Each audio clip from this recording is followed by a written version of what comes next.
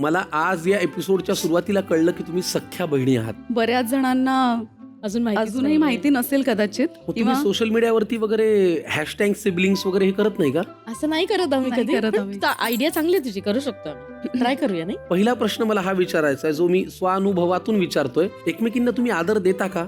आत्ताच बघितलंस ना तू. नाही, तो दाखवण्यापुरता नाही, खरा खरा. नाही खरं आमचं खूप प्रेम आहे हो एकमेकींवर. का? रागावतो पण एकमेकींना, पण ती जास्त रागावते. कारण आमच्याकडे हे सख्या बहीण भावांना आदर देणं वगैरे प्रकरणच नाहीये. लहान असताना मी म्हणजे तिच्या उरावर बसून तिला नखांनी ओरबाडून इतका त्रास दिलाय ना, म्हणजे मलाच भीती वाटायची, बापरे ह्याची फळं मला पुढे जाऊन भोगावी लागतील की काय. पण कदाचित मी मागच्या जन्मी काहीतरी पुण्य केलं असेल म्हणून तिचा तोच स्वभाव मूळ अजूनही आहे चांगला आणि मला काही त्रास झाला नाही पुढे. बरं, तुमच्या दोघीत किती अंतर आहे? 4 वर्षाचं. 4 वर्ष. खाण्याच्या आवडी कशा आहेत एकमेकींच्या? सारख्या आहेत का खूप वेगळ्या आहेत?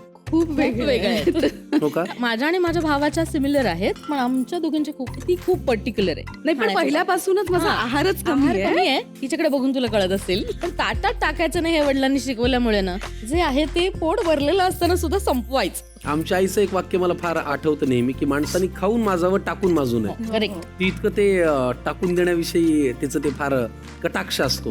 दोघीही अभिनय क्षेत्रात कशा काय? मी हिच्यामुळे. आता ही कशी आली ते ही मी सांग. माझं नशीब म्हणजे मी मी लहानपणी ठरवलं नव्हतं. नाही, मी काहीच ठरवलं नव्हतं. माझे वडील भोसला मिलिटरीत होते बरं. आणि ते तिथे स्वतः नाटक लिहायचे, दिग्दर्शनही तेच करायचे. सो त्यांची इच्छा होती या फील्डमध्ये यायची, जी त्यांच्या वडिलांनी पूर्ण नाही होऊ दिली.